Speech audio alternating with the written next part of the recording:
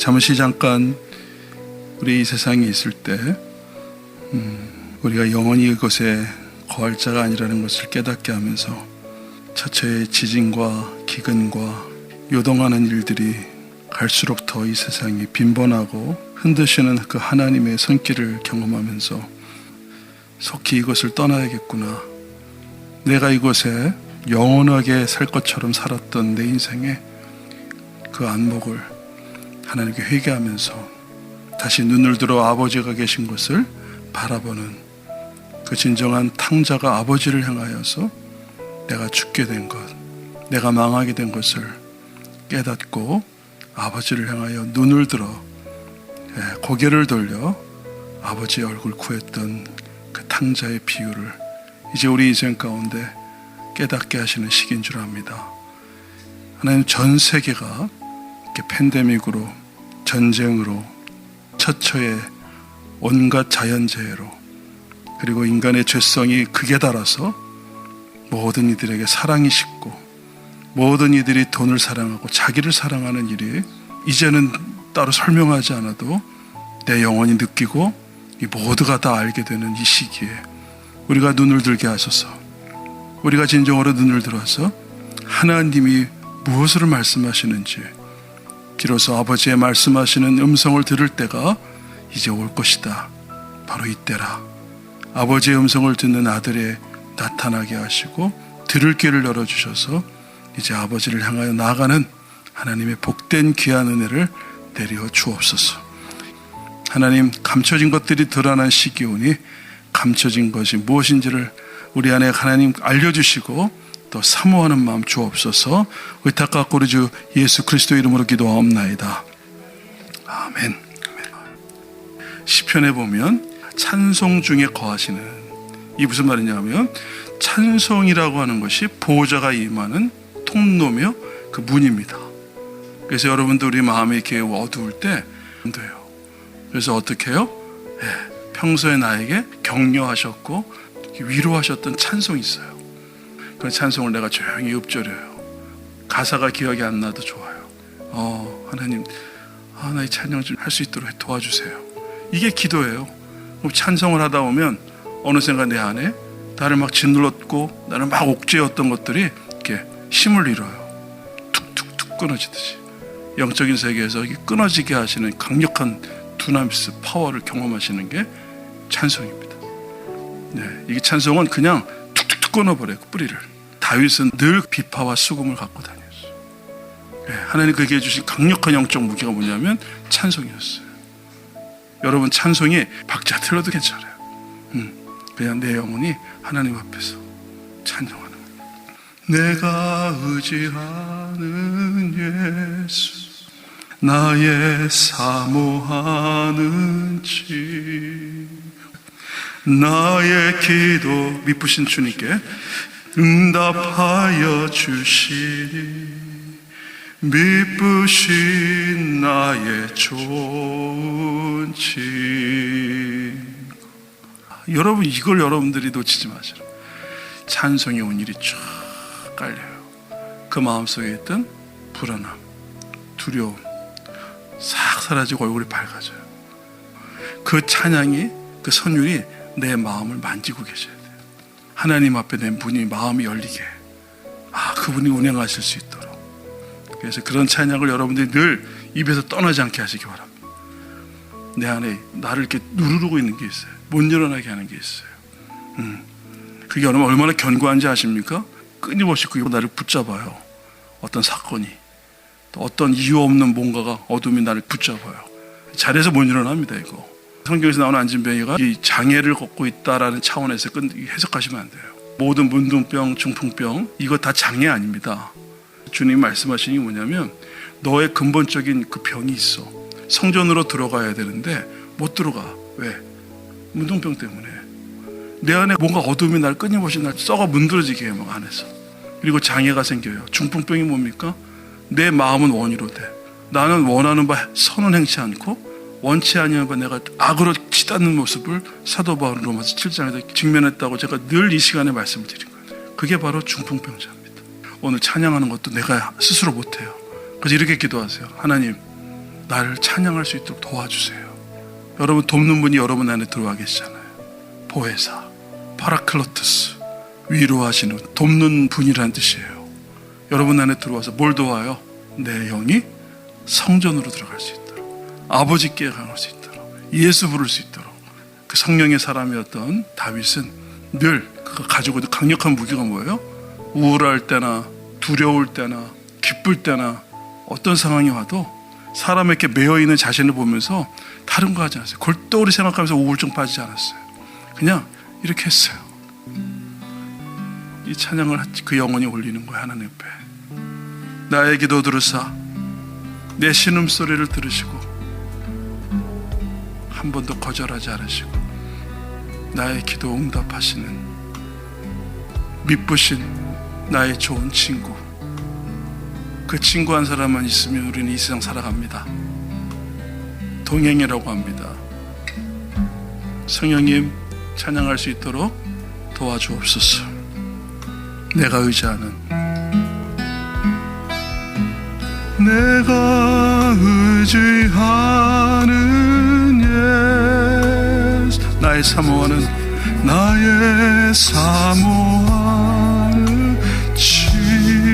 나의 기도 들으사, 나의 기도 들으사 응답하여 주시니 미쁘신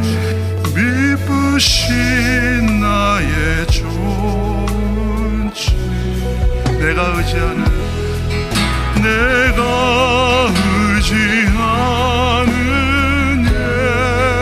아멘. 나의 사모하는, 나의 사모하는 친구, 나의 기도 응답하여 주시니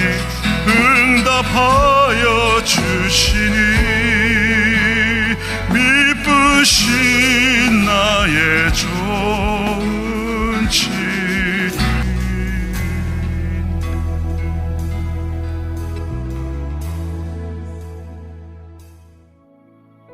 주님, 우리의 기도를 응답하시는 하나님 찬양합니다. 너의 작은 신음에도 내가 응답하겠다. 오 하나님, 이 시간 우리의 중심을 아시고 우리 마음의 소원을 아시는 내 하나님께 이 시간 내 마음을 쏟아 기도하며 또 하나님의 음성 듣기를 사모하는 종들이 모였습니다. 친히 말씀해 주시고 또 그 말씀을 알아들을 수 있는 들을 길을 허락하여 주옵소서. 주님과의 아름다운 사귐과 친밀함이 다시 회복될 수 있도록 우리의 막힌 두 눈은, 그 두 귀를 열어 주옵소서. 열어 주옵소서. 주의 음성 듣기를 원합니다. 이 시간 자정하시고 말씀하여 주옵소서. 예수 그리스도 이름으로 기도하옵나이다. 아멘. 이 마지막 때에 여러분 혼돈이 많죠. 요즘처럼 이 혼돈과 공허와 흑암이 교회들을 이렇게 엄습해오는 시대가, 물론 빛이 있기 전에 있는 증상입니다만은 지금 밤이 깊었습니다. 이상이 잘 희귀해서 보이질 않고 하나님의 뜻이 어디 있는지 그거에 대하여 다들 사모하며 다들 듣고자 하며 마음속에 그 소원함이 있으나, 그래서 아론의 시대에 레위기에 보면 아론의 아들들이 그 불 간검하는 게 굉장히 어려웠어요. 그래서 순번 정해가지고 제사장들이 그렇게 간검을 했단 말이죠. 근데 이 편리성 때문에 뭐 그 불이겠지 뭐, 다른 불 가져왔다고 그러잖아요. 아론의 아들들이 나답과 아비후. 여러분, 그 다른 불로 하나님께 나갈 때 보여지는 모습과 형태와 외모는 같습니다. 그걸 구분할 줄 안다면요 그렇게 하겠어요? 이거 아니네, 이거 아니구나, 큰일 나겠다. 함부로 하나님의 성전에 제사장들의 마음속에 하나님의 이상이 가려지면, 하나님의 감동하심이 그에게 식어지면, 뭐 그게 뭐 그거지 뭐, 그리고 막 갔다가 들어와요. 여러분, 그 성막 사건은 뭐냐면 출애굽기 맨 마지막 40장에 나와 있는 여호와의 영광이, 임재가 성막으로 들어오기 시작합니다. 하나님 거하시는 전이죠. 거기에 하나님의 찾으시는 그 하나님의 배필, 하나님의 돕는 배필로서의 하나님의 백성들, 그들이 성막 안으로 들어오게 하시기 위해서 허락하신 법이 바로 레위기에 나와 있는 제사법입니다. 하나님의 법대로 들어와야 돼요. 경주도 법대로 경주해야 되는 거죠. 그 법을 자기 멋대로 뭐 어떤 방법이든 막 들어가면 그만이지, 뭐로 가도 서울만 가면 된다는 말처럼 약한 이 속담이 없습니다. 하나님 나라는 뭐로 가면 안 돼요. 정도로 행해야 되는 거예요. 이게 굉장히 힘들어요. 이게 굉장히 미련해 보여요. 아니 멍텅구리야, 사람이 융통성이 없냐, 그걸 그렇다고 지금까지 그러고 있어. 여러분, 세상은 점점 경우의 수를 다양하게 두고 최고의 속도로 최적화시킨 방법으로 어떤 결과를 얻어내는데 이게 능력이 됩니다. 최소 비용을 들여서 최대 효과를 얻어내는, 이게 바로 경영 논리예요. 그것을 창출해내는 사람이 능력자예요. 그들이 탁월한 경영자라고 인정받는 거예요. 이 시대가 여러분 그 혼돈이 가득합니다. 그래서 십자가에 미련한 방법으로 우리를 구원하시는 예수님이, 주님 2000년 전에 그랬을지 몰라도 요즘에는 뉴미디어 시대입니다. 그래서 함부로 갔다가 하나님 명하지 않는 것들을 만에 하나 예배 때 가지고 들어오거나, 만에 하나 성도의 삶 속에 교회 안에 갖고 들어오거나, 이런 일이 벌어지는 게 허용되는 게 이 시대입니다. 그래서 저와 여러분 지금 자다가 깰 때가 됐다고 하시는 거예요. 여러분, 열처녀 비유에서 열처녀가 슬기로운 5처녀, 미련한 5처녀 나눠져 있죠.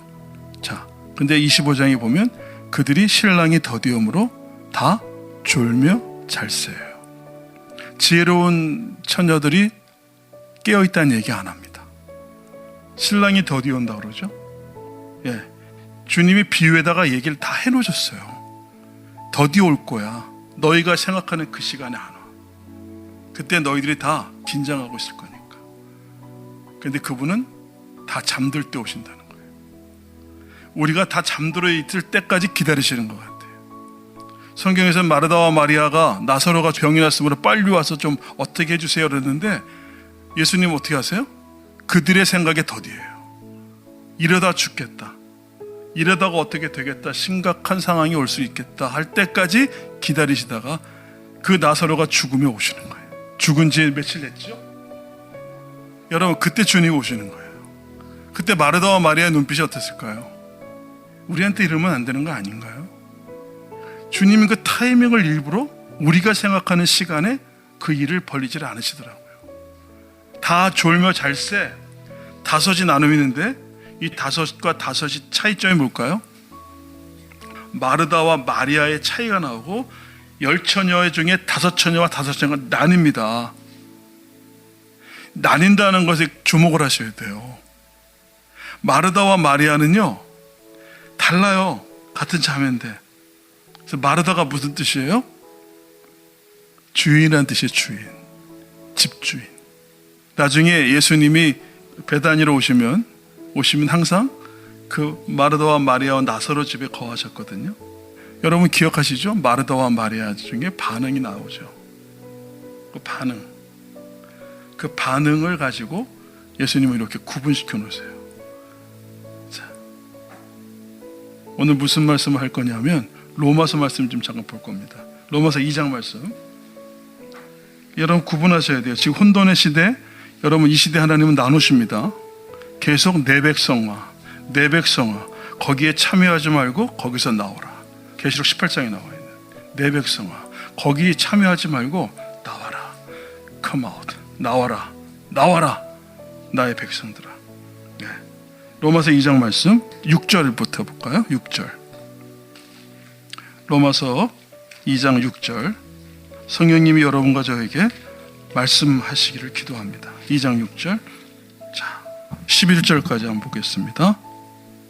그 앞에는 뭐냐면 하나님이 너의 고집과 너의 회개치 아니하는 마음을 따라 진노의 날 곧 하나님의 의로우신 판단이 나타나는 그날에 이 말 진노를 내게 쌓는도다. 이게 뭐죠? 판단하는 자들인 거예요. 그래서 로마서 2장은 하나님의 판단과 내 판단이 다르다는 거예요. 그걸 전제로 합니다. 이방인들 출신인 이 크리스찬들과 유대인 크리스찬들, 그들 사이에 갈등이 있어요.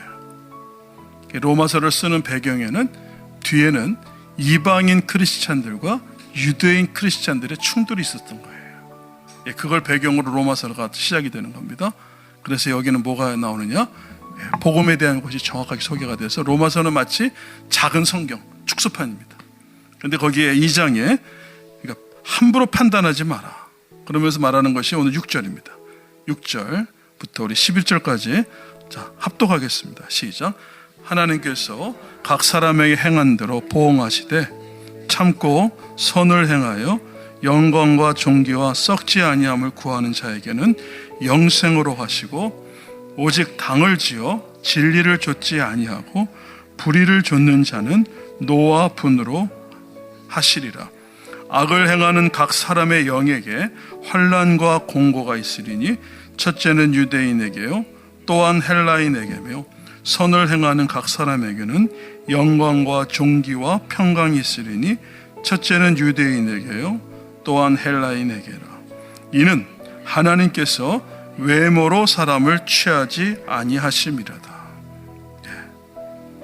여러분, 하나님은 외모로 사람을 취하지 않으신다는 것을, 여러분, 그 외모라고 하는 것은 그의 신분, 그의 그 됨을 하나님은 그것으로 판단하지 않으신다는 거예요.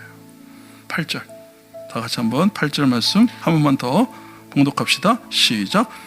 오직 당을 지어 진리를 쫓지 아니하고 불의를 쫓는 자들 노와 분으로 하시리라. 그래서 여러분들 오늘 여기서 사도 바울이 말하고 있는 것은, 사도 바울이 하나님의 음성을 듣고 하나님의 그 마음을 받아서 경고하는 것은 뭐냐면, 인간들, 이 사람들이 타락한 이후에 하는 짓이 뭡니까? 죄성이 당짓는 겁니다. 판단이에요.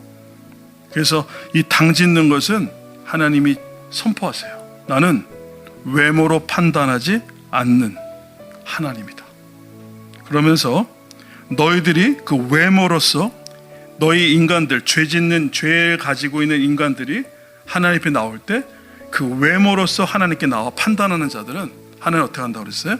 노와 분으로 하시겠다. 네. 그리고 그를 뭐라고 표현해요? 당을 짓는 것 자체를 진리를 쫓지 아니하는 자다. 네.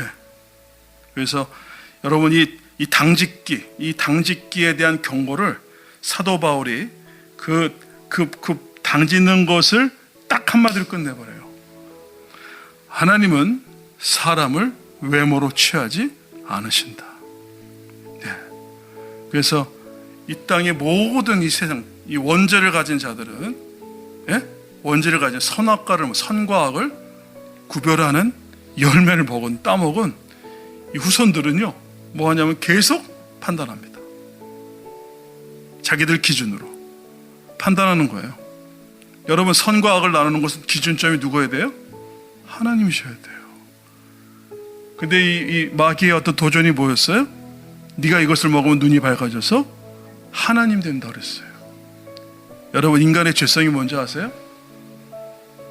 내가 하나님이야. 그 사람들이 악하던가요?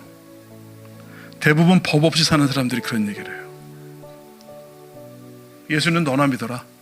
넌 좀 예수 믿어야겠다. 야, 너는 누군가 대신 죽을 만큼 넌 죄성이 가득한데 네가 날 모르는구나. 나는 법 없이도 사는 사람이야. 그게 무슨 말인 줄 아세요? 내가 하나님이야. 그러니까 죄성이 가장 강력하게 추구하는 건 뭐냐면 내가 하나님이라는 사실이에요. 하나님과 동등됨을 취하려고 그래요. 그래서 예수 안 믿는 거예요. 여러분, 세상에서 말하고 있는 죄와 하나님이 말씀하시는 죄는 다릅니다. 하나님 말씀하시는 죄가 뭐예요? 여러분, 세상이 말하는 죄는 뭐죠? 사회 규범을 어기는 거예요. 도덕적인 문제, 사회 규범. 그래서 여러분도 어렸을 때 도덕 시간 있었잖아요. 윤리 배우잖아요. 사회 규범 배우잖아요. 사회 교과서 가지고. 최소한 너희들이 이 땅을 살아갈 때는 이거는 룰이야, 이건 규칙이니까 이거 어기면 반드시 거기에 벌이 가해지게 돼 있어. 그러니까 꼭 요건 지켜라고 도덕, 윤리, 사회규범을 유치원 때부터 배우잖아요. 세상에서 말하는 규범은 어려서부터 가르쳐요. 엄마가 가르치고 아빠가 엄마가 뭘 배웠기 때문에 세상 규범 배웠잖아요. 외모로 판단치 않으신다는 이 말 속에 하나님은 그들의 중심을 보세요. 병들고 상처 있고 아프고, 사람이 어떤 표현을 할 때 그냥 표현 안 합니다. 반드시 그 뿌리에서 뭔가가 발동이 되는 거예요. 양분이 그대로 발동이 돼서 열매를 맺게 되어 있어요. 그런데 하나님이 오신 것은, 예수님이 그 사람에서 오신 것은 뭘까요? 왜 오셨죠? 왜 사람이 되어 오셨죠? 아니, 하나님이 왜 사람이 되시냐고 한필이면, 인자가 온 것은 죽으러 왔다고 그러셨어요. 하나님이 죽어야 못 죽어요. 하나님이 죽으실 수 있어요, 없어요? 없어요. 예수님은 하나님이세요. 100% 하나님이에요. 질문하겠습니다. 예수님은 몇 퍼센트 사람일까요? 100% 사람이에요. 왜 그렇게 되셨죠? 죽으러 오신 거예요. 왜 죽으러 오셨죠? 속량하시기 위해서. 속량하시기 위해서. 인간이 죄의 삭을 치러야 되는데, 죄의 삭은 사망이거든요. 이 사망의 값을 치러야 돼요. 그래야 어디로 들어올 수 있어요? 삭을 치러야, 죄 없음이 되어야 성전으로 들어올 수 있어요. 그게 번제예요. 속죄예요. 레위기에서는 그래서 1장부터 강력하게 제사에 대해서 말씀하시는 거예요.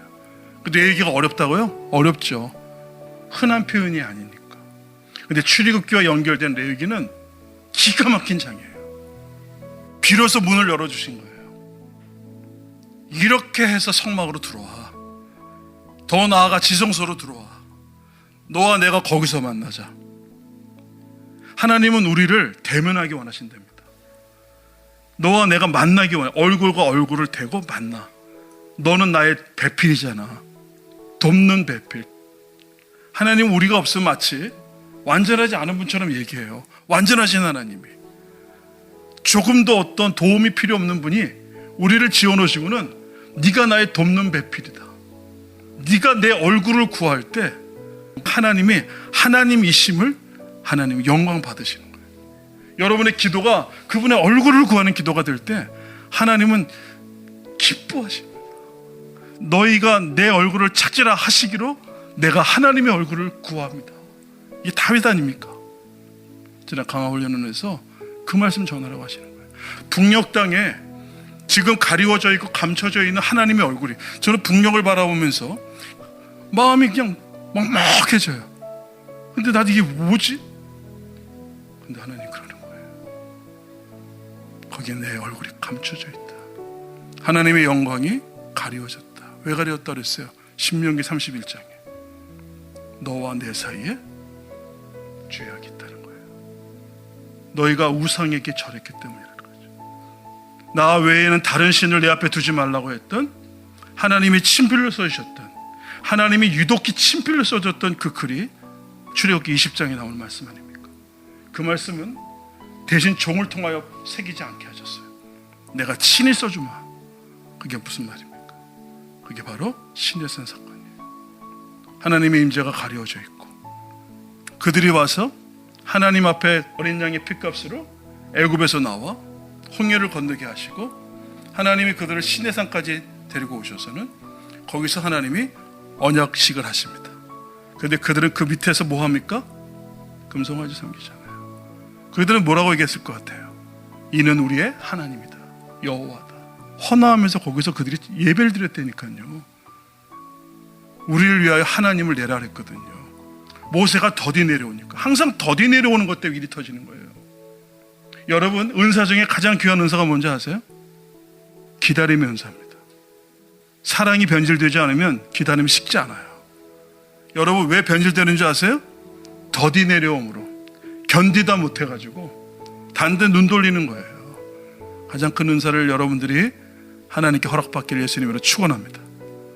기다림의 은사입니다. 이 마지막 때는 무엇으로 결정나느냐? 성령의 기름 부음과 하나님의 성령의 충만함은 우리를 뭐로 감당해요?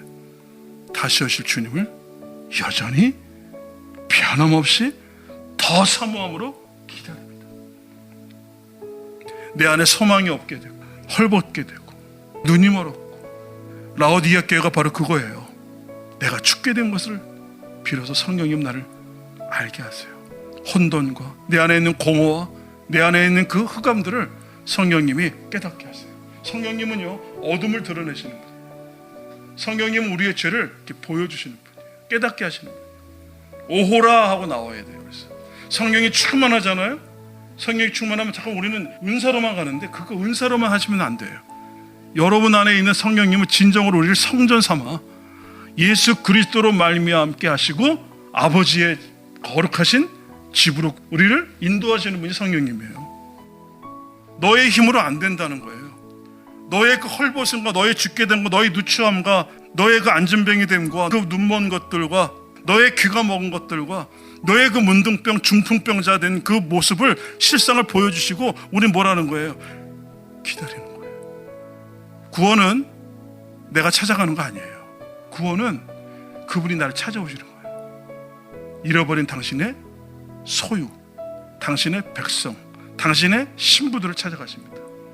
사람이 되셔서 값을 치르시고. 그래서 이 성막을 들어가기 전에 제일 먼저 해야 되는 게 번제입니다. 이 번제를 어떻게 드리는지를 레위기 1장은 기록하고 있다고 했어요. 예수 그리스도 아니면 우리는 성전에 들어갈 수 있다 없다? 없다는 결론이 레위기에 나와야 되는 거예요. 성전으로 들어가 하나님과 대면하는 일을 얘기하시는 거예요. 근데 그 모든 것이 누구의 예표인 거예요? 예수 그리스도에 대한 얘기예요. 예수 그리스도 안에서 레위기가 완성됐습니다. 그 완성된 예수를 구체적으로 표현해주고 있는 게 레위기를 쭉 나열해 주는 거예요. 제사법, 소출법, 절기, 그 때때마다 하나님의 방법, 하나님이 이루시는 그 뜻을 알아서 시대를 분별하고 시대마다 하나님의 방법으로 구원을 나타내는데, 그 안에 담겨진 예수 그리스도의 구속과 그분이 가지고 있는 모든 직분으로서의 행하신 일들을 알아가는 거예요. 그 예수를 더욱 사랑하는 거예요. 힘써 우리가 하나님을, 예수 그리스도를 아는 거예요. 그래 감춰진 것들을 드러내시는 것이. 그래서 여러분, 그래서 오늘 말씀에 8절, 오직 당을 지어 진리를 쫓지 아니하고 불의를 쫓는 자. 그러면 이 진리를 쫓지 않는다는 것은 뭡니까? 말씀, 예수입니다. 예수. 예수를 쫓지 아니하고 불의함을 쫓는 자는 것. 불의함이 뭐냐면, 여기 그 불의함이 다른 게 아닙니다. 거기에 11절, 외모로 취하는 자를 얘기하는 거예요. 외모가 뭐죠? 행위로. 그들의 행위로 판단하는 것, 그게 불의입니다. 율법주의 얘기하는 거예요. 율법주의가 뭘 얘기하는 겁니까? 인간들이 더 많은 율법을 갖다가 만들어서 자기의 행위 규범을 만들어놔요. 그래서 그것을 어기면 죄라고 얘기합니다. 성경에서 딱 하나가 죄입니다. 마가복음 16장 16절입니다. 자, 여기에 죄가 딱 나와요. 믿고 세례를 받는 사람은 구원을 얻을 것이요, 믿지 않는 사람은 정죄를 받으리라. 믿고 세례를 받는 사람은 구원을 얻을 것이고, 믿지 않는 사람은 정죄받으리라. 기준이 뭐예요? 믿느냐 안 믿느냐.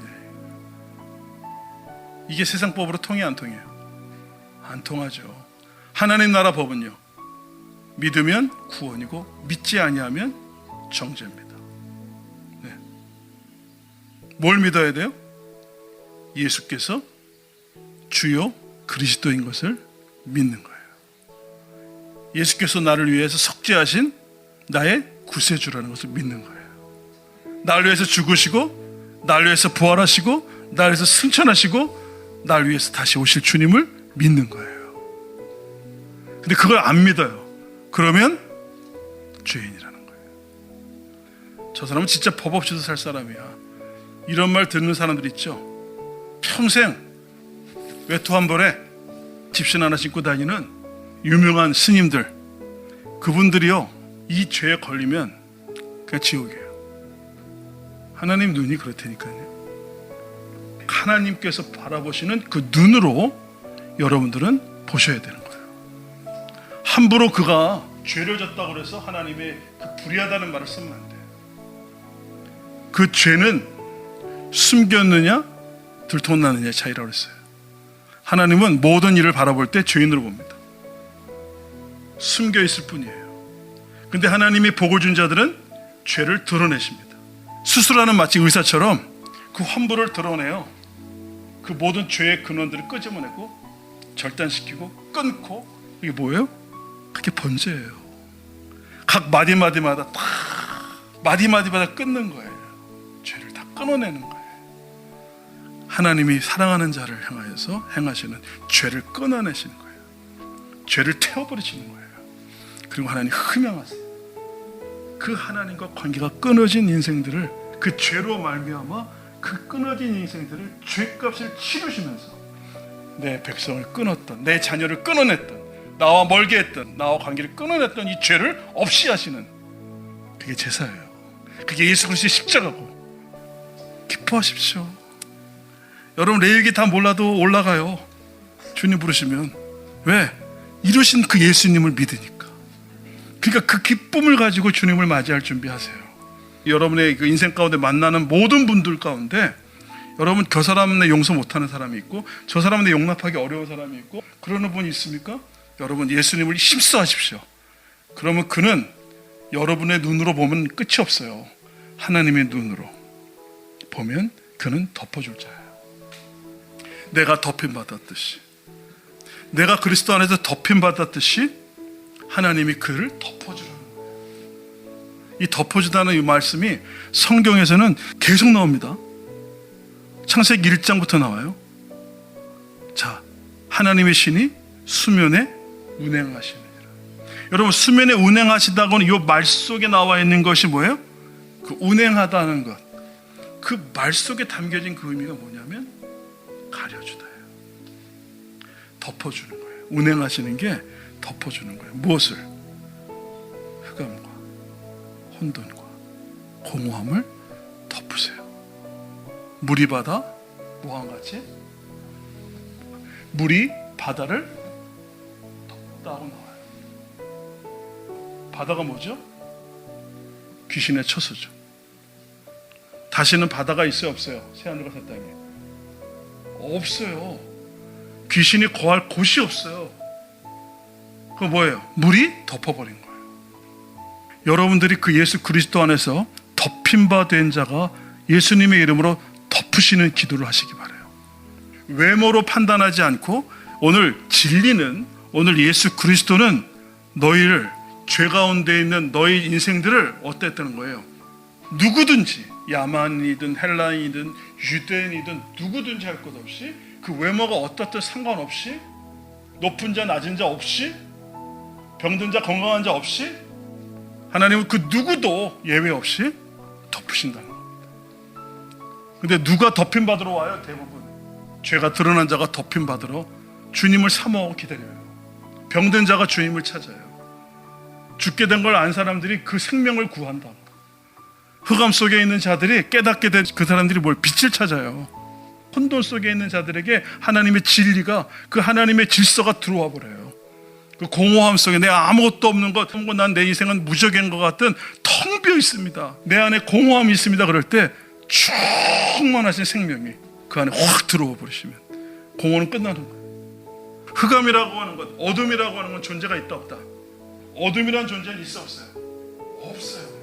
빛이 없는 상태를 어둠이라고 하는 거죠. 여러분 공허가 뭐예요? 공허도 아무 존재가 아닌 거예요. 그냥 채워지면 끝나는 거예요.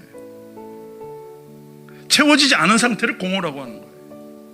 혼돈은요, 질서가 임하면 혼돈은 깨지는 거예요. 그냥 혼돈 자체에다가, 흑암 자체에다가, 공허에다가 자꾸만 거기다가 여러분들 에너지 쏟지 마세요. 그건 실체가 아닌 거니까. 할렐루야. 그래서 여러분 내 인생이 차가워. 여러분 차갑다는 것도 실체가 없어요. 네, 뭐가 없는 상태예요. 차갑다는 게 열이 부족한 상태가 차가움, 미지근함 이렇게 나와요. 실체가 뭐냐면 열. 그 열이 있느냐의 정도에 따라 차가움의 정도가 결정이 돼요. 그래서 여러분들에게 실제적인 그 열은 뭡니까? 여러분에게 에너지는 뭡니까? 예수 그리스도예요. 성령이 임하시면 내 안에 있는 혼돈은 끝나버려요. 내 안에 있는 흑암은 끝나버려요. 그러니까 예수 이름을 부르는 거예요. 그래서 내 이름을 부르는 자는 구원을 얻으리라. 할렐루야. 그럼 내 안에 있던 아무것도 텅 비어있고 혼돈 상태에 있고 어둠 상태에 있던 그 안에 주님이 확 들어와 버리시면 살아. 이게 교회입니다. 그래서 에스겔서 37장 말씀 한번 찾아볼까요? 똑같은 덮는 것, 이 표현을 지금 말씀하시는 게 나와요. 에스겔서 37장 1절 2절 여호와께서 권능으로 내게 임하시고 그 신으로 나를 데리고 가서 골짜기 가운데 두셨는데 거기 뼈가 가득하더라. 그날을 그 뼈 사방으로 지나게 하시기로 본즉 그 골짜기 지면에 뼈가 심이 많고 아주 말랐더라. 여러분, 이 상황이 어떤 상황입니까? 이 뼈가 가득한 상황. 여러분, 이게 바로 혼돈의 상황이에요. 공허의 상황이에요. 흑암의 상황이에요. 마른 뼈가 가득했다 그러잖아요. 뼈가 심히 말랐더라. 이게 그 신할 땅이라고 하는 이름 아세요? 창세기 11장에 바벨 탑과 대가 세워졌던 것. 그 신할이라는 뜻이 갖고 있는 비크아가 바로 이 뜻입니다. 신할 땅이 바로 이 뜻이에요. 마른 뼈가 가득 쌓여 있는 골짜기. 생명이 없는 골짜기라는 뜻이에요. 거기에서 뭐가 생기는 거예요? 바벨이 세워지는 거예요. 인간의 문명이 세워지는 거예요. 이 세상의 교회들이 생명이 없이 외모만 그럴싸하게 올리죠. 세상의 가치를 가지고. 그럴 때 하나님 뭐라 그래요? 엄청난 시스템과 엄청난 좋은 프로그램으로 교회가 세워져 있잖아요. 하나님 눈을 볼 때 어때요? 심히 말라 죽어있는 일이 가득한 뼈들만 있는 거예요. 그 2000년 전에 예수님이 예루살렘에 그 있었던 그 헤롯 성전을 바라보면서 뭐라 그랬어요? 무너질 성이라는 거예요. 무너질 성이라는 거예요. 계시록 18장에는요. 큰 성 바벨론, 무너질 성이라는 거예요. 내 백성아, 거기 죄악에 참여하지 말고 거기서 come out! 나오라 이거예요. 나오라 이거예요. 오늘날 여러분들, 우리가 구분 못하면 외모로 보고 외모의 눈의 안목 가지고 이생의 자랑 가지고 교회를 보기 시작하고 사람을 대하기 시작하고 그런 문화 속에서 우리가 아무 영적인 긴장감 없이 그냥 하면 다른 물 갖고 예배 드리는데 그게 환호하고 아무 찬송이나 부르고 아무거나 아멘 해버리고 아무 내 감정을 막 휘두르는 어떤 그런 예배의 어떤 그거의 퍼포먼스에 그냥 빠져가지고 이게 우리 하나님 경배하는 거다라고 할 때 하나님 말씀하십니다. 내 얼굴을 구하는 자 한 사람 찾는데 내 얼굴 구하지 않는 자, 내 앞에 다른 신, 여러분 다른 신이 뭔지 아세요? 다른 하나님이에요. 관유성경 보시면 다른 신이라는 그 신에다가 하나님 써 있어요. 그것이 바로 내 하나님이라고 떠드는 자들, 너를 만족해 하는 것, 너를 행복하게 하는 그것이 하나님이래요. 그래서 여러분 오늘날 이 시대 마지막 말세지 말에 여러분 모든 세상의 사람들이 말하고 있는 행복 가치가 바로 그들이 말하는 하나님입니다. 행복 추구, 나를 행복하게 해주는 것이 하나님이에요. 다른 신이에요. 광고나 모든 기업의 경제연구소나 이런 데서는요, 사람들을 가장 행복하게 하는 행복 가치를 기종을 해요. 당신의 행복을 책임집니다. 긍정의 논리를 교회 끌고 들어온 것이 그분들 둘뿐이겠습니까? 할 수 있다 하신 나의 능력 주 하나님, 뭘 하겠다는 건지도 모르고 무조건 찬양이 돼요. 나를 행복하고 나를 인정해주고 나를 높여주시는 그 하나님의 능력을 내가 잊기 원합니다. 이러고 덤벼들고 기도하고 부응회하고, 여러분 이게 뭔지 아세요? 하나님의 눈을 볼 때는 우상숭배입니다. 우상숭배예요.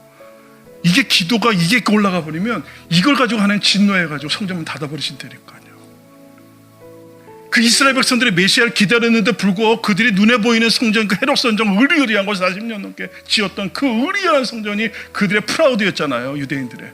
근데 정작 하나님 오셨는데 그 성전을 깨끗게 하십니다. 나아가서 또 뭐라 그래요? 암탉이 그 병아리를 품으려고, 날개짓을 품으려고 불러 모은 것이 몇 번이더냐. 그래서 내 백성들은 그 날개를 싫어했다는 거예요. 여러분 그 날개가 뭡니까? 덥다. 그게 바로 신이 운행하여 그 하나님의 독수리의 날개로 그들을 업으시고 암탉처럼 그들을 품으셨던 그 날개 안으로 들어오질 않는다는 거예요. 하나님 그걸 성전이라고 안 합니다. 오늘 이 시대가 여러분 어떤 시대입니까? 바벨론에 취해 있는 시대입니다. 이 시대가 그냥 교회마저도 이젠 그 세상에서 말하는 그 행복의 가치가 교회에 와서 찾아요. 이제는. 그래서 교회만 오면 나를 행복하게 해주는 여러 프로그램들이 있는 곳을 찾아갑니다. 교회만 오면 사람들이 그 세상에서 찾지 못하는 것들이나 그 세상에서 찾았는데 뭔가 덜 채워진 것들을 교회 와서 찾으려고 덤벼드는, 여러분 그게 바로 섞여 있는 바벨론이 되는 거예요. 교회는 죄의 기준이 다르듯 하나님의 말씀하시는 진정한 행복은 예수 그리스도예요. 위의 것에 대한 충만함을 사모하는 자들이 행복으로 나가는 거지, 이 세상에서 말하는 행복과 교회가 말하는 행복이 같은 순간 교회는 비아냥거리가 되는 겁니다. 같은 순간 그것은 교회는 하나님의 심판이 드려지고 있는 겁니다. 여러분 이 마른 뼈를 어떻게 하십니까? 하나님이 딱 한마디로 하세요. 점진적인 게 아니에요. 빛이 있으라 하시는 거예요. 너 보느냐? 예. 능히 살겠냐? 이 뼈들이? 이 비크와 이 시날 땅에 있는 이 바벨론 성이 살아날 수 있겠냐? 주께서 하시나이다. 그때 에스겔은 뭐라고 합니까? 하나님에게 하나님이 뭐라고 말씀하십니까? 너는 모든 뼈에 대언하 이르기를 마른 뼈들아 여호와의 말씀을 들을지어다. 쉐마 이스라엘, 내 음성을 들으라는 거예요. 주 여호와께서 이 뼈들에게 말씀하십니다. 뭐라고 말씀하시냐면 내가 생기로 너에게 들어가게 하리니 너희가 살리라. 이 생기 루아흐, 하나님의 생명과 진리 그 영이 들어가니까 사는 거예요. 그 너희의 힘줄을 두고 살을 입히고 가죽으로 덮고 너희 속에 생기를 두리니 너희가 살리라. 뭐하는 기도라는 겁니까? 하나님 이제 말씀하시옵소서. 쉐마 이스라엘 말씀하옵소서. 이제 너희의 힘줄을 두르고 살을 입히고 가죽으로 덮고, 여러분 이게 뭔지 아세요? 성막을 짓는 거 똑같아요. 그리고 너희 속에 뭐를 부르니 하나님의 루아흐 영을 부어주리니 그때 뭐하는 겁니까? 너희가 살리라. 그러면서 또 너희가 나를 여호와인 줄을 알리라 하셨어요. 그래서 그 말씀을 그대로 에스겔은 선포합니다. 그 순간 죽었던 것들이 마디마디마다 연결되어서 살아나는 거예요. 여러분 이것이 바로 저와 여러분 이 땅에 마지막에 해야 될 기도며, 여러분 무서운 시대가 오고 있습니다. 여러분 보세요. 이 팬데믹 때문에 하나님이 하시는 것은 지금 모든 선교지를 재편하고 계시고 모든 예배 형태를 바꾸고 계세요. 이 사람이 바꾸는 거 아니에요. 온라인으로 여러분들의 집안에서 여러분이 하나님을 대면하는 골방 예배로 바꾸시죠. 줌이 연결 안 된다고 막 짜증내지 마세요. 하나님하고 연결 안 된 것 때문에 좀 긴장하셔야 돼요. 지난번에 제가 줌으로 기도 인도 같이 했었는데 혼자 떠들고 있었더라고요. 안 드리는 분들 태반인데. 근데 중요한 건 저하고 얘기가 중요한 게 아니고 여러분 골방에서 하나님하고 소통이 끊어지지 않게 들을 귀가 열리게 되도록 기도하세요. 골방에서 하나님과 대면화해서 하나님과 깊은 얼굴과 얼굴을 맞대는 그 친밀함이 회복되게 되도록 기도하세요. 그것이 바로 제사장들이에요. 그 제사장들 엄마와 아빠가 집안에 있을 때, 골방에서 엄마가 아빠와 하나님을 대면하고 있을 때 자녀들 딱 나오면 누구를 보는 듯할까요? 하나님을 대면한 사람은 판단하지 않습니다. 하나님을 대면한 자는 그 얼굴에서 빛이 나옵니다. 여러분 이거 회복하는 게 우리 교회고 예배자가 되시기를 바랍니다. 진정한 여러분의 가정을 하나님의 나라 되게 하세요. 그래서 여러분 마지막 때 혼돈은 다른 거 없어요. 이론과 지식으로 막 변론하는 게 아니에요. 하나님을 만난 자가 그 얼굴의 빛으로 인해서 그 말의 생명의 빛으로 인해서 축복하세요. 그리고 그들을 덮으세요. 할렐루야. 예수님 이름으로 덮습니다. 나와 내 가정을 덮습니다. 이 남한과 북한 땅을 덮습니다. 누구의 이름으로? 예수 그리스도의 생명의 이름으로 덮습니다. 용납해주고 용서해주고. 그래서 여러분들 예수님은 인간이 되어 오신 것은 죽기 위해 오셨고 또 죽음으로써 제사장이 서리기를 원하셨어요. 제사장은 사람의 편에서 하나님께 서 있는 자입니다. 그는 인자라고 부릅니다. 모든 인생들이 갖고 있는 이 아픔과 연약함을 다 체휼하신 거예요. 다 하세요. 다. 여러분의 상처, 여러분의 모르는 바가 하나도 없어요. 이분은 어려서부터 그분은 사생아라고 불려줬고요. 별소리 다 들었어요. 온갖 상처 다 받은 거 여러분 예수님은 다 아세요. 예수님께 다 짓고 하세요. 예수님 저와 여러분 그걸 다 체휼하시기 위해서 육신 입고 오신 거예요. 그리고는 아버지 앞에서 모로서 계세요. 지금 대제사장으로서 사람의 편에서 하나님 아버지 앞에 서 있습니다. 할렐루야. 기도하겠습니다. 하나님 아버지, 오늘 우리의 신음도, 우리 안에 깊은 상처와 쓴뿌리도 우리 주님 앞에서 숨기지 않게 하시고, 그 모든 것들을 다 담당하시고 모든 것들을 다 전가받으셔서 십자가에서 도말하시고 값을 치르시고, 이제 내가 너희는 이전 것은 지나갔으니 이제 너희는 내 안에서 이제 내 이름으로 새 것이 되었다 선포하시는 주님을 우리가 믿음으로 선포하게 하시고, 그리고 그 선포한 것을 가지고 이제 우리에게 맡긴 양들, 주님의 양들, 주님 이 땅에 맡기신 수없이 많은 영혼들을 향하여 선포하며 예수 그리스도로 덮어주고 용납해주고 하나님 그들을 싸매어주는 빛으로서 저들을 생명으로 충만케 하는 기도가, 그 하나님을 향한 중심이 하나님 시작되게 하시고 올려지게 하시고 선포되게 하여 주옵소서. 감사드리옵고 우리 주 예수 그리스도 이름으로 기도 올리옵나이다. 아멘.